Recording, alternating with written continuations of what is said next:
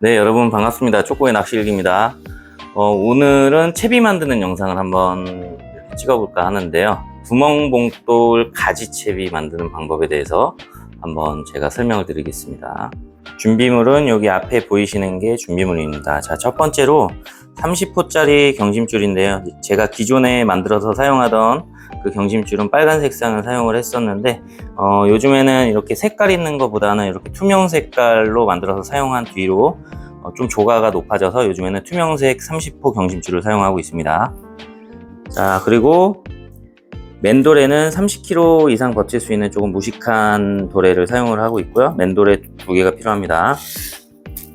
자, 팔자 클립입니다. 팔자 클립은 30호 경심줄에 맞는 팔자 클립을 이용하시면 되는데요. 요거를 슬리브라고도 얘기를 하고 웨슬리브를 사용하시는 분들도 계시지만 저는 이렇게 쌍슬리브 혹은 팔자 클립을 사용하고 있습니다. 총 6개짜리고요. 30호짜리 경심줄이 들어가는 슬리브면 상관이 없습니다. 자, 다음 준비물은 자장용 튜브입니다. 자장용 튜브 대신에 PC 빨대를 사용하셔도 됩니다.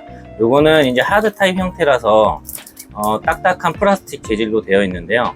제가 그동안 만들어서 사용하던 채비는 이 자장용 튜브 대신에 축광 튜브를 사용해서 만들었었거든요. 근데 밤낚시를 할 때 좀 야광빛을 띄어서 그런지 좀 조가가 별로 좋지 않았는데 이렇게 자장용 튜브를 사용해서 무광 형태로 해서 빛이 나지 않게 이렇게 야광 대신에 대체해서 만들어서 사용하다 보니까 조가가 조금 좋아진 것 같아서 요즘에는 야광빛 대신에 이렇게 빛이 나지 않는 그냥 무광 튜브를 사용하고 있습니다.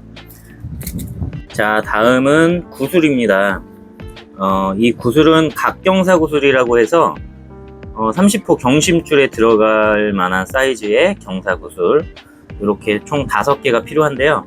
저는 전에 이 1000평을 구매한 거 구슬이 남아서 거기에 들어있던 재료 중에 이 핑크 구슬이 쬐끄만한 것들이 남아서 각경사 구슬 대신에 이 핑크 구슬 3개로 대체하겠습니다. 각경사 구슬은 총 5개가 들어갑니다. 제가 예전에는 여기 보시면은 요거도 야광 쿠션 고무인데요. 얘네들은 이제 바닷물에서 이제 낚시를 계속 하다 보면은 얘네들이 바닷물 때문에 다 이렇게 삭아버려서 얘네들이 다 잘라져 나가게 되고, 그리고 얘 역시도 야광빛을 띠기 때문에 요즘에는 이 고무를 사용하지 않고 이렇게 야광빛을 띠지 않는 이런 플라스틱 형태의 재질로 되어 있는 이 각경사 구슬을 사용하고 있습니다. 이제 마지막 재료인 봉돌인데요. 요거는 이제 봉돌도 종류가 이름이 되게 여러 가지가 있는데 저는 그 스나이퍼 봉돌을 사용을 하고 있습니다. 이 스나이퍼 봉돌이 동그랗게 생긴 원형 봉돌보다 가격도 좀 저렴하고요. 그리고 캐스팅을 했을 때 이 두꺼운 부분이 이렇게 바닥 쪽으로 가라앉아서 바닥에 안착이 되고, 나중에 이제 이 채비를 회수할 때 이 뒷부분이 굉장히 이렇게 가늘고 얇아서 물저항을 덜 받기 때문에 릴을 빠르게 감게 되면은 빠르게 위로 채비를 회수할 수 있습니다. 그래서 저는 스나이퍼 봉돌을 사용하고 있습니다. 이제 만드는 영상 보여드리겠습니다. 자, 첫 번째로는요, 이렇게 경심줄 끝부분에서 한 뼘보다 조금 더 밑에 쪽에다가 슬리브 하나를 고정시켜 주실 거예요. 자, 슬리브 하나를 경심줄에다가 넣어줍니다. 그래서 한 뼘보다 좀 더 길게. 요거는 여러분들이 선택해서 사용하시면 되는데 저는 한 뼘보다 조금 더 밑에 쪽에다가 고정해서 사용하고 있습니다. 그래서 여기는 나중에 이제 미끼랑 목줄이 걸리는 거기 때문에 슬리브를 너무 강력하게 조이지는 않으셔도 상관없습니다. 자, 요렇게 하나를 채워줬고요. 그 다음에 구슬, 여러분들은 각경사 구슬을 사용하시면 됩니다. 구슬 하나 넣어주시고, 그리고 맨돌에 넣어주시고, 다시 경사구슬 하나 넣어주십니다. 그리고 슬리브 하나를 또 넣어주실 거예요. 자, 그러면은 이런 모양이 완성이 됩니다. 자, 근데 이 슬리브를 찝어주실 때 너무 빡빡하게 구슬이랑 붙여서 찝어주시면, 지금 저 같은 경우에는 각경사 구슬이 아니고 구슬을 쬐끄만 걸 썼기 때문에 도래가 이렇게 움직이는데, 경사 구슬이 조금 더 크거든요. 그러면은 빡빡하게 조여주시면 이 도래가 잘 안 돌아갈 수 있기 때문에 약간 한 1~2mm 정도 여유를, 1~2mm 정도 이렇게 여유를 주시고, 한 요 정도 여유를 주시고 조여주시는 게 좋습니다. 자, 여유를 주실 때 쉽게 하는 방법은 이렇게 해서 슬리브 앞찾기로 잡으신 상태에서 살짝 움직여 주시는 거예요. 이렇게 살짝 움직일 수가 있죠. 이렇게 해서 살짝 여유를 주신 상태에서 찝어 주시면 됩니다.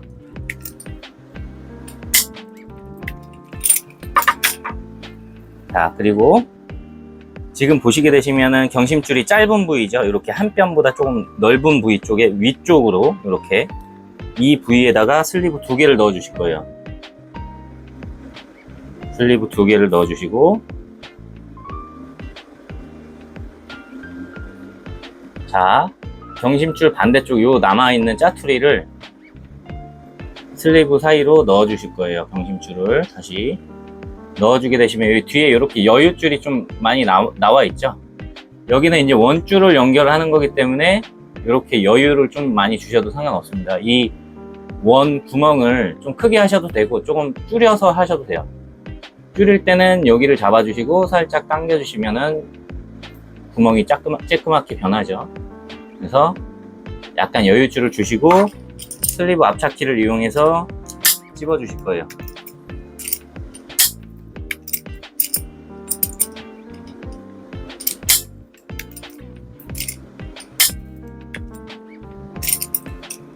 자, 맨 윗부분과 맨 밑에 부분은 튼튼하게 고정하기 위해서 좀 여러 번 이렇게 찝어 주시는 게 좋습니다. 저는 3번 정도를 찝어서 사용을 하고 있습니다.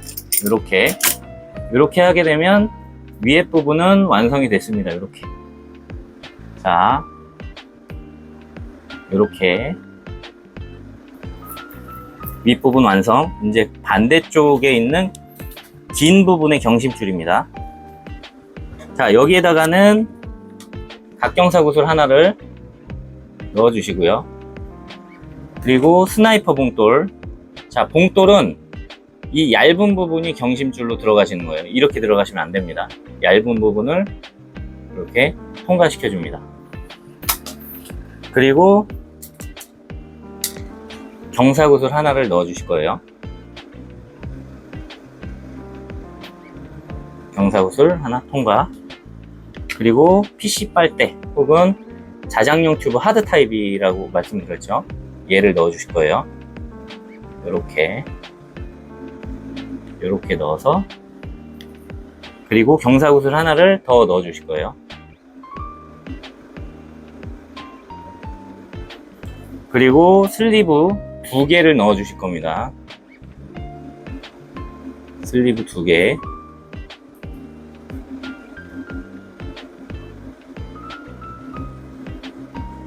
그리고 맨도레를 넣어 주시고, 이 남아있는 짜투리 경심줄을 슬리브 반대쪽 구멍 사이로 통과를 시켜 주실 거예요. 2개 다 통과를 시켜 줍니다.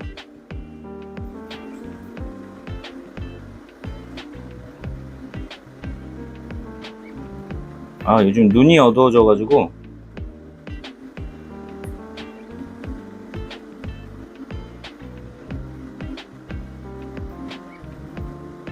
자, 이렇게 통과를 시켰습니다. 아까 위에 부분은 이렇게 짜투리 이렇게 여유를 좀 많이 줬었는데요. 얘는 이제 바닥층이기 때문에 나중에 이제 구슬이 얘를 밀어서 얘가 이렇게 이렇게 밑으로 꺾일 수가 있기 때문에 여유를 너무 많이 주지 마세요. 조금만 여유를 조금만 주시고, 여기에 이 원형 부분을 조금 작게, 도래가 너무 빡빡하게 움직이지 않을 정도로 하시면 안 되고 살짝 원을 쬐끄만하게 이렇게 만들어 주실 겁니다. 자, 그리고 슬리브 앞찾기로 찝어 주실 거예요.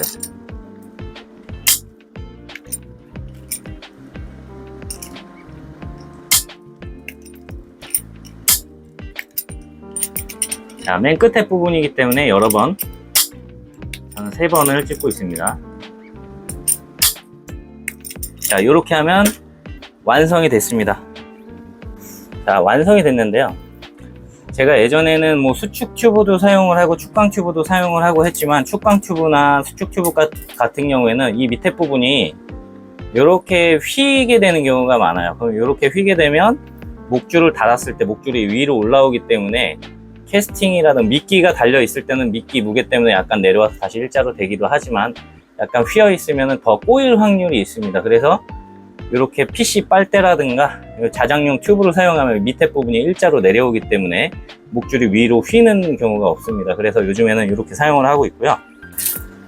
자, 요 경심줄을 기둥줄이라고 얘기를 하는데요. 이 경심줄, 기둥줄을 길게 만들면 좋은 점에 대해서 한번 설명을 해드리겠습니다. 일단 이 캐스팅을 해서 바닥에 이렇게 안착이 됩니다. 그러면 이 밑에는 이제 목줄이랑 바늘이 연결이 되겠죠. 그래서 고기들이 이제 먹이 활동을 할 때 한 번에 자동방으로 바늘까지 물면 잘 잡히겠지만, 만약에 먹이 활동할 때 꼬리 부분이나 몸통 부분을 물고 얘네들이 물고 이렇게 가만히 있는 게 아니고 물자마자 바로 이렇게 움직인단 말이죠. 애들이 이렇게 움직인단 말이죠. 그러면 이 기둥줄이 길면 얘네들이 이렇게 움직일 때 얘네들이 이렇게 봉돌 사이로 통과를 하다 보니까 이물감이 적겠죠. 그래서 여기에 딱 걸리면은 얘네들이 이물감이 딱 느끼고 미끼를 놓치거나 뱉어버리고 간단 말이죠. 근데 이렇게 기둥줄이 길면 이렇게 입질 타이밍이 굉장히 길어진다는 거예요. 근데 만약에 기둥줄이 이렇게 길지 않고 짧게 줬다, 예전처럼 제가 뭐 한 40cm, 50cm 줬다, 그러면 기둥줄이 짧아지겠죠. 그러면 입질 타이밍이 여기서 끊긴다는 거죠. 여기서 끊긴다는 거죠. 그러면 고기를 잡을 확률이 조금 더 떨어질 수밖에 없다라고 생각합니다. 자, 요렇게. 자, 그리고 두 번째로 기둥줄을 길게 해서 위에 쪽에 가지채비를 달게 되면 물론 조류가 하나도 없고 물살이 하나도 없으면 바닥에 가라앉았을 때, 혹은 우리가 캐스팅을 하고 원줄 라인을 릴을 감아서 팽팽하게 유지하지 않으면, 예를 들어서 이 봉돌이 가라앉더라도 이 봉돌 무게가 그렇게 무거운 게 아니기 때문에 줄을 아무리 팽팽하게 할지언정 다시 느슨해지면서 이렇게 바닥층으로 깔릴 수가 있겠죠. 근데 어쨌든 간에 조류가 조금 있으면 얘네들이 이렇게 위에 쪽에 있는 애들은 조류를 타고 이 바닥보다는 조금 더 뜰 수 있는 확률이 커집니다. 근데 이제 기둥줄이 짧게 되면, 만약에 요만큼밖에 안 줬어요. 한 40에서 50cm 정도밖에 안 줬어요, 기둥줄을. 근데 이 40, 50짜리에다가 가지채비를 했다라고 치면 여기에 미끼가 달릴 거 아닙니까? 그러면 너무 기둥줄이 짧으니까 바닥에 가라앉는 경우가 많다는 거죠. 근데 이제 기둥줄을 길게 가져가면 아무래도 기둥줄이 길다 보니까 요 가지채비나 천평이 위에 쪽에 더 떠 있을 확률이 큽니다. 대부분 고기들이 완전히 바닥층에 깔린 먹이도 물론 먹겠지만, 우리가 선상낚시 할 때도 이 봉돌로 바닥을 찍고 나서 낚싯대를 위아래로 들었다 내렸다 해서 봉돌이 바닥에 찍혔는지 확인하고 바닥보다 살짝 띄워놓고 낚시를 합니다. 뭐 밑걸림 때문에 그럴 수도 있겠지만, 완전 바닥층에 있는, 우리가 원투 낚시는 바닥층에 있는 고기를 공략하는 낚시잖아요. 근데 완전 바닥에 있는 것보다 살짝 바닥층에 있는 고기가 약간 위에 있는 먹이를 밑에서 위로 올라가면서 먹이 활동을 하는 경우가 더 많기 때문에 완전 바닥층보다는 살짝 띄워져 있는 게 고기를 잡을 확률이 높습니다. 그래서 이렇게 기둥줄을 길게 해서 위에 가지채비를 달게 되면 약간 위에 쪽, 그래서 저 같은 경우에는 밑에 쪽보다는 이 천평이라든가 가지채비를 할 때 약간 위에 쪽에다가 이렇게 원줄 연결되는 이 윗부분에, 채비 가장 끝에 부분보다 살짝 밑에 약간 위쪽으로 가지나 천평을 달아서 저는 사용하고 있는데요. 이렇게 사용을 하시면 더 고기를 잡을 수 있는 확률이 더 높아진다라고 생각이 듭니다. 자, 그리고 우리 이 채비의 가장 윗부분을 보게 되면 여기가 이제 원줄이랑 연결되는 부위입니다. 합사줄이라든가 나이론줄을 다이렉트로 여기서 직결로 이렇게 연결을 해서 낚시를 해도 되지만, 그렇게 하게 되면은 라인이 아무래도 이렇게 꽈배기처럼 스크류 현상이 일어나겠죠. 그때 라인에 계속 데미지가 가해지면서 원줄이 터지는 경우가 많이 발생을 합니다. 그래서 이럴 때 사용할 수 있는,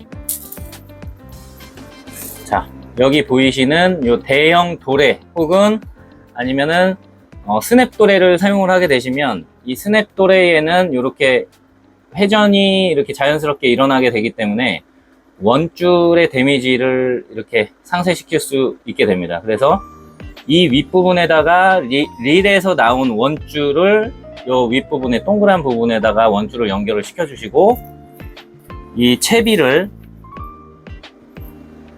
이렇게 연결해서 사용을 하시면 절대 원줄이 데미지가 가해져서 끊어질 일이 없게 되겠죠. 이 스크류 현상 때문에 발생하는 원줄 손실은, 원줄 터짐은 거의 일어나지 않는다고 보시면 됩니다. 그래서 이렇게 사용하시면 될 것 같고요. 오늘 영상을 통해서 한번 여러분들도 만들으셔서 한번 사용해 보시기를 바랍니다. 쪼꼬의 낚시일기였고요. 다음에도 좋은 영상으로 찾아뵙겠습니다. 감사합니다.